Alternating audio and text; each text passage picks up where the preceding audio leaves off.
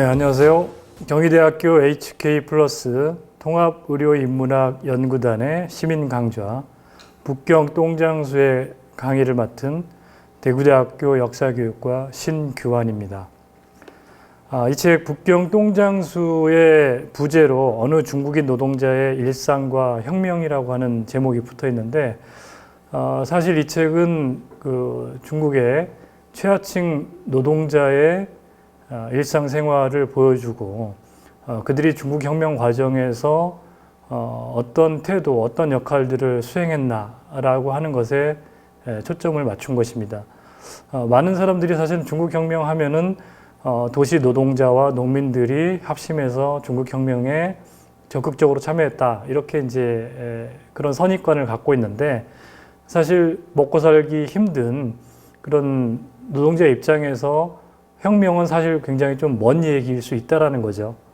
그래서 이 책을 통해서 이들이 혁명에 어떤 관심, 어떤 태도를 나타냈나, 또 이들의 일상생활은 어땠나라고 하는 그런 모습들을 관찰하기 위한 목적을 갖았던 게 이 책의 기본 방향이었습니다. 이번 시간에는 4가지 주제로 나뉘어서 얘기를 할 건데, 첫 번째는 이제 이 북경똥장수의 공간적 배경이 되는 북경이라고 하는 북경성은 어떻게 만들어졌나라고 하는 게 첫 번째 주제이고, 두 번째는 이 북경 똥장수들의 원적, 원래 고향은 산동입니다. 그래서 이 산동에서 왜 이민을 와서 북경 사회의 하층 노동자층을 형성했나, 또 북경 삼벌이라고 하는 새 세력은 또 누구인가, 이런 것들을 알아보고자 합니다. 세 번째는 이제 환경위생과 관련해서 분뇨 처리라고 하는 게 환경위생에서 중요한 역할을 차지하기 때문에 이들의 어떤 개혁을 위한 그런 시정부의 방안과 이 하층 노동자들이 어떤 대립각을 형성했나라고 하는 부분에 대해서 알아보도록 하겠습니다. 마지막으로는 이제 하층 노동자들의 일상과 그들은 질병에 대해서 어떻게 노출되어 있었나, 또 어떻게 극복해 나갔나, 이런 점들에 대해서 살펴보도록 하겠습니다. 첫 번째, 북경성은 어떻게 만들어졌나 하는 것입니다. 이 북경에 가보면은 이 지명마다 뭐 개라고 써 있는 지명이랄지 연이라고 쓰여 있는 이런 것들을 많이 볼 수가 있는데, 사실 북경의 원래 이제 명칭은 개성이죠, 개성. 그리고 연이라고 하는 것도 이 개성을 둘러싼 지역을 말합니다. 그래서 원래는 이 북방 민족의 침입을 막기 위한 군사적 거점 도시, 내지는 북방 민족의 입장에서는 중원에 들어가기 위해서는 먼저 연 지역을 점령을 해야 되는 거죠. 그러다가 당송 시기에 와서 대도 또는 연경, 우리가 이제 연경이라고 하는 표현은 많이 익숙하죠. 연경, 맥주도 있고.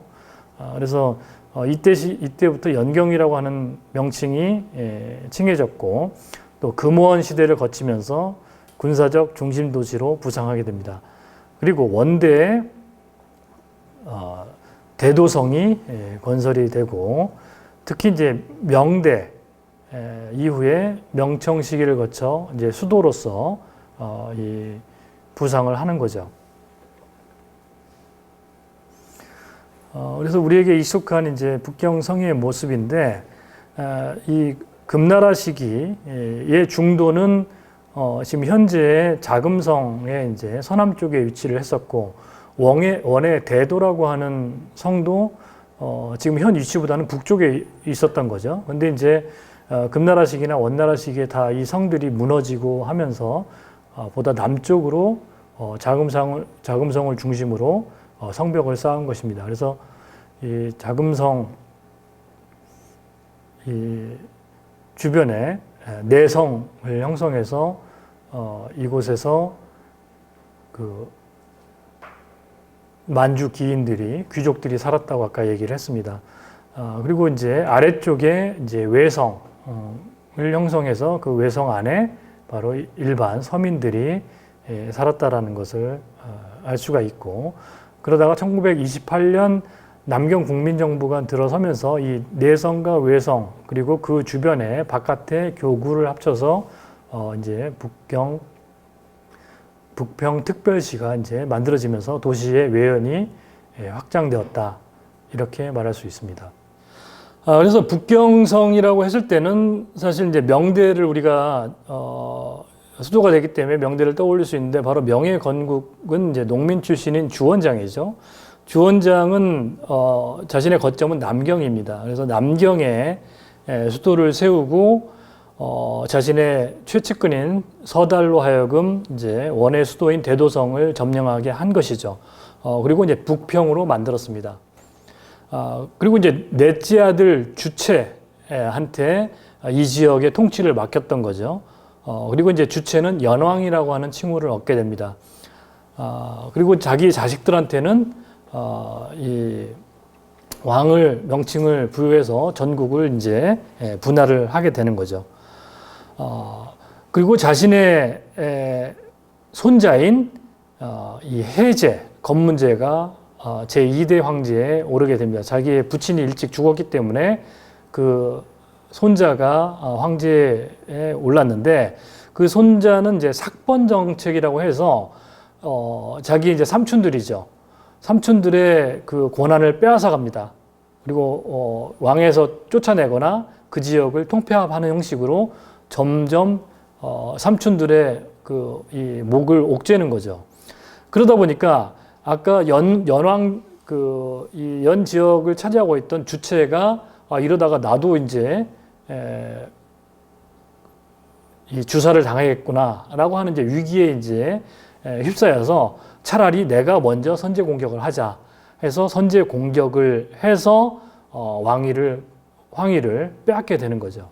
그러면서 3대 황제로 영락제가 정난 지역이라고 하는 일종의 쿠데타를 일으켜서 황권을 차지하게 되는 거죠. 그러다 보니까 이 영락제의 정치적인 고향은 북경이 되는 거죠. 그래서 영락제가 이제 북경으로 천도를 해서 거기에 수도를 건설하게 되면서 그 이후로 계속해서 이 북경이 수도로서의 지위를 누리게 되는 것입니다. 그리고 이제 청대에 와서는 내성구와 외성구를 합쳐서 약 70만 명의 인구를 이제 구성을 하게 되는 것이죠. 그리고 이제 청대에 들어와서 이제 철도 교통이 1860년대 중반부터 이제 철도가 이제 놓이기 시작하고 또 1915년에는 중앙공원이라고 하는 이 공원이 이제 만들어지기 시작하고 또 특히 이제 자금성 앞 천안문, 천안문도 사실은 그 앞은 일반 서민들이 사실 지나갈 수 없는 곳입니다. 폐쇄된 공간이었는데 이제 근대 사회가 되면서 그곳이 이제 광장, 공원으로 이제 개방이 되고 그곳에 와서 이제 대표적인 대중 집회를 하는 거죠. 이를테면 전승기념일이라든지 뭐 시위를 하는 곳이랄지 이런 곳으로 이제 천안문이 명소로 자리를 차지하게 됩니다. 그리고 1924년에 군벌 전쟁 가운데 이제 풍옥상이 펑위샹이 선통제 부위를 이제 몰아내고 자금성을 이제 공원으로 일반에 공개를 하게 되는 거죠. 또 베이하이 북해공원도 일반에 공개를 하게 됩니다. 우리가 잘 아는 이화원 그 여름 궁전이 이화원도 1920년대 말에 이제 공개가 되면서 기존에 이제 황제와 황실의 귀족들의 어떤 그 사유 재산이었던 여러 궁전과 공원들이 일반에 다 공개가 되는 식으로 어떻게 보면은 이제 이 수도의 어떤 공간이 일반에게 확장됐다라고 이렇게 말할 수 있겠습니다. 그래서 우리가 잘 아는 것처럼 이제 신중국이 만들어질 때 천안문 남쪽에 마오쩌둥의 초상이 걸리고 축하를 하는 그런 이제 모습들을 볼 수가 있습니다.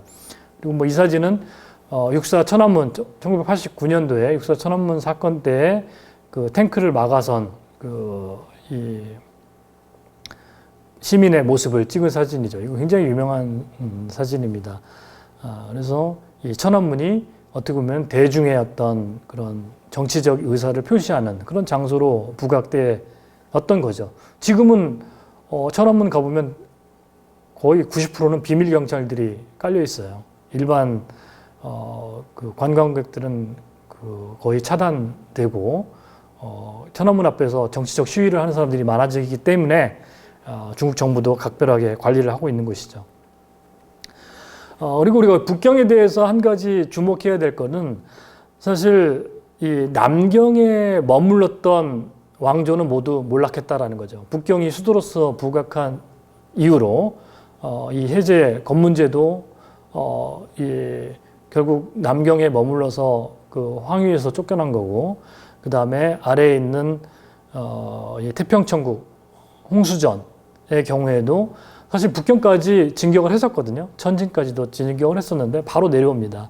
그래서 북경을 점령을 했으면 또 태평천국의 역사가 또 달라질 수 있었을 텐데 바로 퇴각을 하고 남경에 안주를 했기 때문에 어떻게 보면은 정권이 오래 갈 수가 없었다. 손문 역시도 자신의 정치적 그런 배경이 남경에 있었기 때문에 결국 이 북경의 위안스카이한테 밀려서 정권을 획득하지 못하고 계속 패퇴 망명의 길을 걷다가 결국 사망하게 되고 그 후계자인 장제스에 의해서 이 북경 남경에 수도를 건립했지만 또 장제스 역시도 북경을 장악하긴 했는데 북경에 가질 않죠. 그러다 보니까 북경이 완전히 장악하지 못한 상태로 정권이 유지됐기 때문에 10년밖에 유지되지 못하고 몰락의 길을 갈 수밖에 없었다. 그래서 북경은 어쨌든 정치적으로 굉장히 중요한 곳이다 라고 이렇게 말할 수 있겠습니다. 두 번째로는 산동 이민과 북경 산벌입니다.